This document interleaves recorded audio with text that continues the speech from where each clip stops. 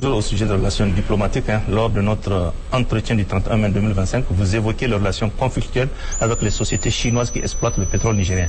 Après cet entretien, la Chine a nommé un nouvel ambassadeur au Niger que vous avez d'ailleurs reçu en audience le jeudi 15 janvier dernier. Comment les choses ont-elles évolué? Est-ce que la crise est derrière nous aujourd'hui avec la Chine? Bon, je ne sais pas si c'est une crise. Nous ne pensons pas que c'est une crise. Nous avons des principes et nous sommes convaincus que les autorités chinoises aussi ont les mêmes principes. La lutte contre la corruption, la lutte contre la domination sous toutes ses formes et la lutte contre la tendance à méconnaître les intérêts stratégiques des partenaires. Nous savons la lutte acharnée que les autorités chinoises mènent dans le cadre de la lutte contre la corruption. Nous voyons régulièrement des hauts gradés qui sont sanctionnés ou des hauts fonctionnaires qui sont sanctionnés.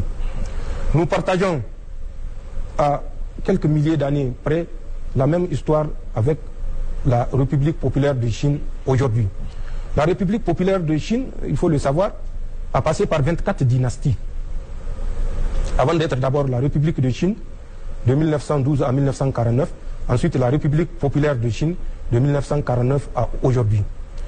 2100 avant Jésus-Christ, la première dynastie de Xia, de 2100 à 1600 avant Jésus-Christ. Je prendrai juste 3 repères. Ensuite, la dynastie des Xiang, de 1570 à 1045. C'était l'âge de l'écriture ou des caractères chinois qui sont actuellement en cours. Ensuite, nous avons la dynastie Printemps-Automne. C'est la dynastie de Confucius et de Sun Tzu.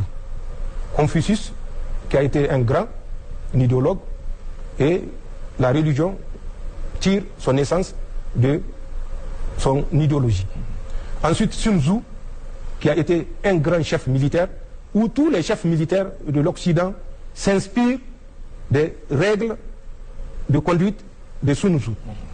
Donc cette dynastie Printemps-Automne a duré de 722 à 476. Et enfin la dynastie des Qin qui était la dernière avant la République de Chine, donc en 1912, et la République populaire de Chine. La Chine a connu les affres de la domination, comme le Niger. Donc nous savons que c'est des valeurs que nous partageons, les valeurs de nous libérer, les valeurs de ne plus jamais nous laisser soumettre. Ils sont parvenus à travers beaucoup d'efforts, beaucoup de souffrances, beaucoup d'investissements et beaucoup de sacrifices.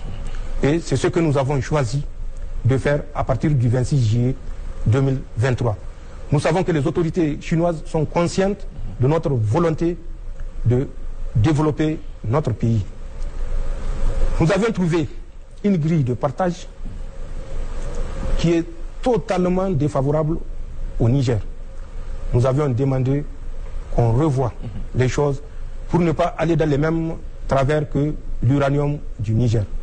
Ça a créé des incompréhensions, mais aucune coexistence ne peut être un long fleuve tranquille. Nous nous évertions à résoudre ces incompréhensions et nous sommes convaincus que nous parviendrons à une solution, puisque comme vous l'avez rappelé, j'ai reçu l'ambassadeur et j'ai chargé l'ambassadeur d'une mission, celle de tout faire pour que nous trouvions une solution définitive à ces tensions qui nous préoccupent. Nous avions de notre côté mis en place un comité qui a prêté serment et comité qui est chargé des négociations dans tous les domaines. Nous sommes ouverts au partenariat, mais un partenariat gagnant-gagnant. Un partenariat qui ne méconnaît pas les intérêts du Niger. Et je crois qu'avec les bonnes dispositions de l'un et de l'autre, nous pourrons rapidement aboutir à des solutions, bien sûr, non pas favorables seulement au Niger, mais favorables au Niger et aux partenaires de CNPC ou WAPCO. Voilà.